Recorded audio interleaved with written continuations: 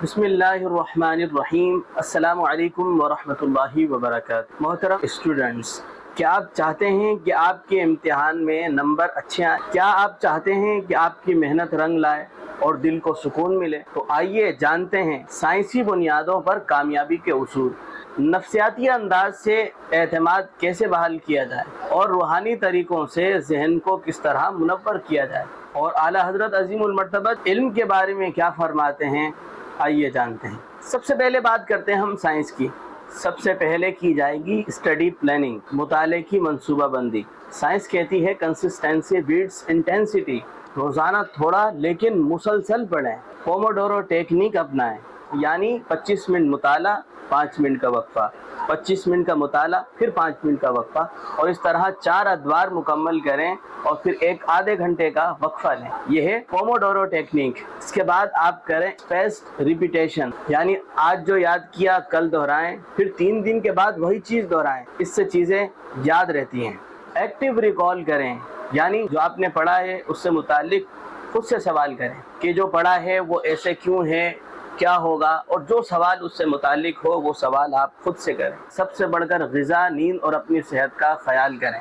American psychological ایسوسی ایشن APA کی ریسرچ کے مطابق نیند کی کمی یادداشت، توجہ اور فیصلہ سازی کو متاثر کرتی ہے، لہٰذا کم از کم 7 سے 8 گھنٹے کی نیند لیں۔ اس کے علاوہ اومیگا 3 ریچ فوڈ یا خشک میوہ جات بالخصوص اخروٹ کا استعمال کریں، اور صحت کے لیے تھوڑی سی ورزش بھی کریں۔ تھوڑی سی ورزش انسان کے دماغ میں BNDF پیدا کرتی ہے، یعنی برین ڈرائیو نیوروٹروفک فیکٹر پیدا کرتی ہے، جو کہ یادداشت بہتر بنانے کے کام آتی ہے۔ اب آتے ہیں نفسیات کی طرف، یعنی ذہنی طاقت کی طرف۔ سب سے بڑھ کر اپنے اندر خود اعتمادی پیدا کریں۔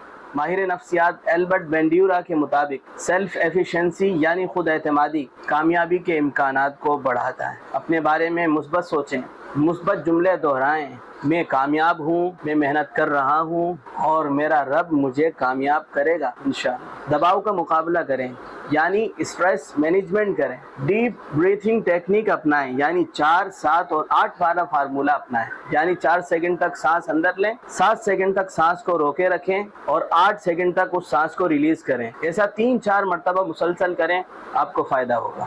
اور مراقبہ اور خاموشی بھی اپنانے کی کوشش کریں، تو یوں جو ہے یہ ساری چیزیں آپ کو فائدہ دیں گی۔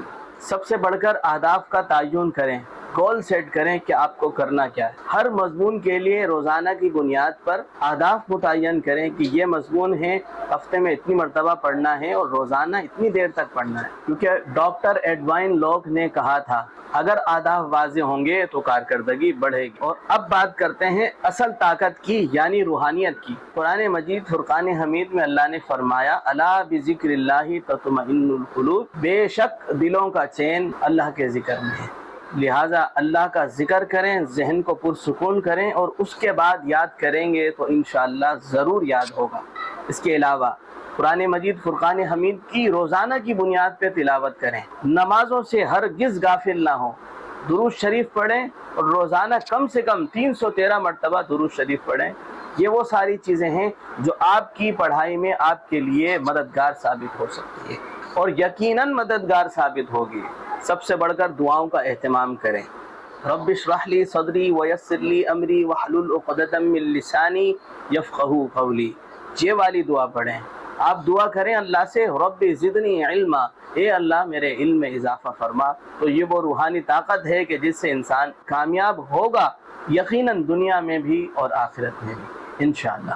سامعین ذی وقار، علم جو آپ حاصل کر رہے ہیں وہ ایسا علم ہونا چاہیے کہ جو دنیا میں بھی آپ کو کامیاب کرے اور آخرت میں بھی آپ کو کامیاب کرے۔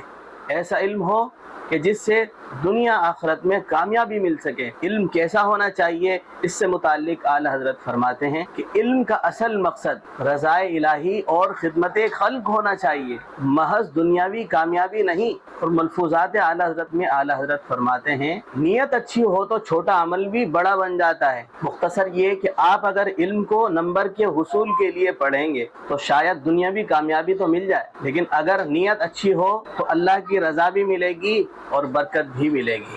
انشاءاللہ۔ آئیے اب ساری باتوں کا خلاصہ کرتے ہیں۔ سائنس کہتی ہے پڑھنے کا سلیقہ سیکھو، نفسیات کہتی ہے خود پر یقین رکھو، اور اسلام کہتا ہے اللہ سے اور اللہ کے رسول سے جڑ جاؤ۔ آپ محنت کریں، دعا کریں اور دل میں اخلاص پیدا کریں، انشاءاللہ کامیابی آپ کے قدم چومے گی۔ السلام علیکم ورحمۃ اللہ وبرکاتہ۔